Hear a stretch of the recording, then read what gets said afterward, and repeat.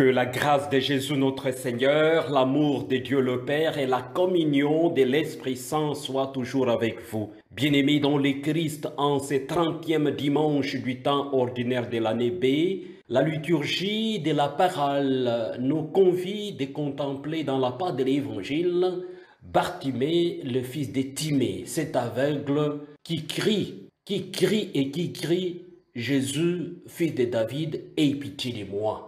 La confiance et la confiance dans notre existence et dans notre vie, elle est très attendue. Dans la première lecture de ce dimanche, le prophète Jérémie se trouve devant des gens qui ont tout perdu. Ils ont été déportés en terre étrangère, déportés en exil.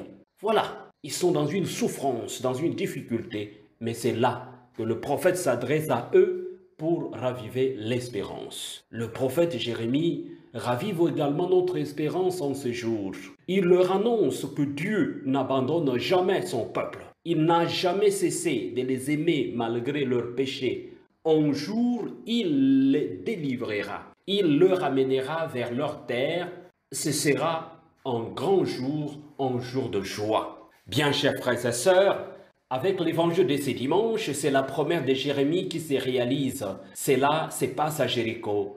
Bien-aimés dans le Christ, la rencontre avec l'aveugle Bartimée, tout se réalise. Cet aveugle qui est considéré pour rien, qui n'a rien et qui ne peut rien, il est à la marge de la société. Nous le savons, les compter pour rien, les sans-voix, il n'a pas quelqu'un, il ne peut rien, mais il ne compte que sur la mendicité, sur la bonne volonté. Bien-aimés dans le Christ, cette part de l'évangile nous rappelle le sens de notre existence, de notre vie. Souvent, nous sommes également des aveugles devant bien des situations comme Bartimée, le fils de Timée. Et quand il appelle Jésus, le fils de Timée insiste, Jésus, fils de David, aie pitié de moi. Mais les gens qui l'entourent, les gens qui faisaient pèlerinage avec Jésus vers Jérusalem, le fait taire. Tais-toi.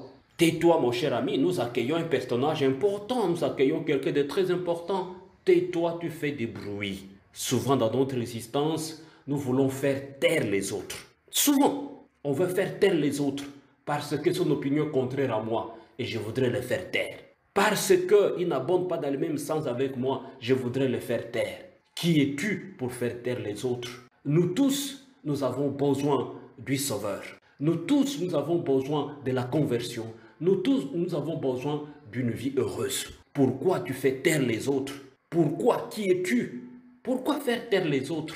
Comme cette foule qui faisait taire Bartimée, le fils de Timée, cet aveugle. L'aveugle a entendu la voix. Il a senti Jésus et il voudrait recevoir la guérison. Il voudrait voir. Il ne voudrait plus rester dans une cécité inouïe.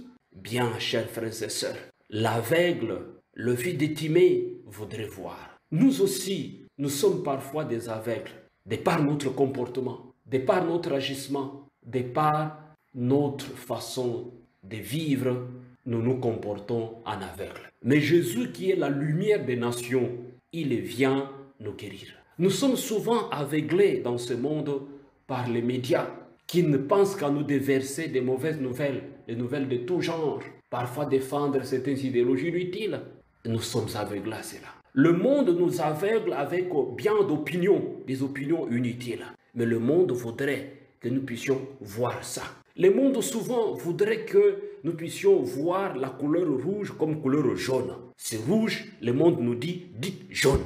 L'aveuglement.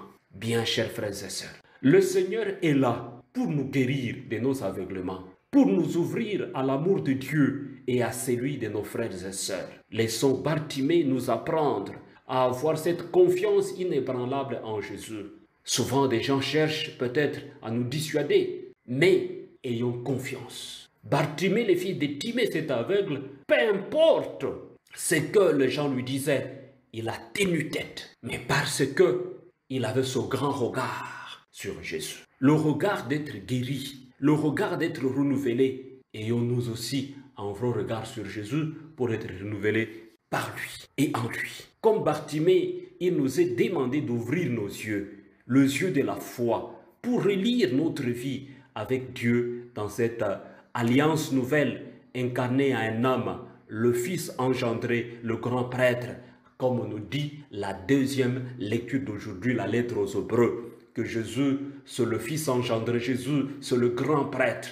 Et ce grand prêtre inaugure à Jéricho le royaume, en accomplissant les promesses de Jérémie et d'Isaïe. Nos yeux s'ouvrent sur le passé en y lisant les traces de Dieu dans notre vie, dans notre existence. Mais ils s'ouvrent aussi vers le futur, comme quelqu'un qui voit ce qu'il n'a jamais vu.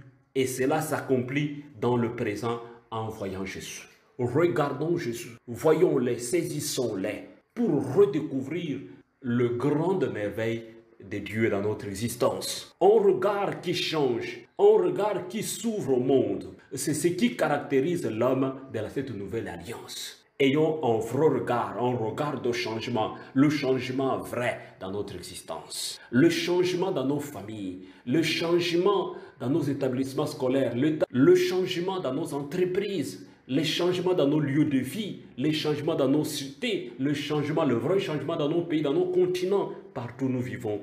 Ayons un vrai regard qui déclenche le changement. Bien-aimés dans le Christ, avons-nous ce regard de Bartimée, le regard de la foi qui sauve? Bartimée ne se fait pas intimider, mais il a un regard de foi, un regard qui sauve.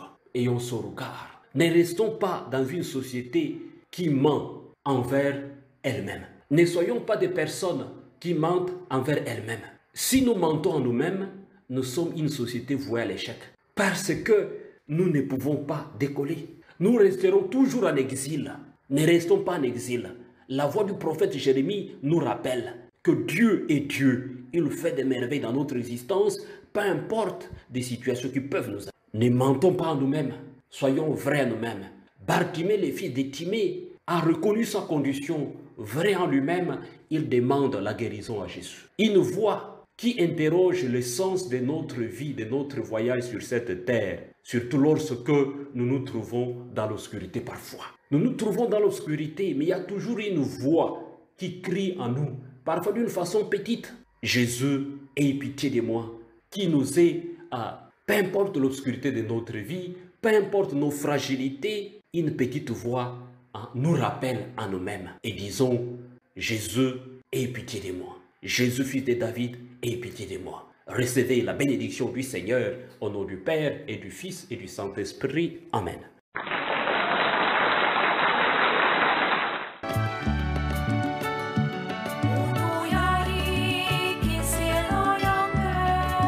Because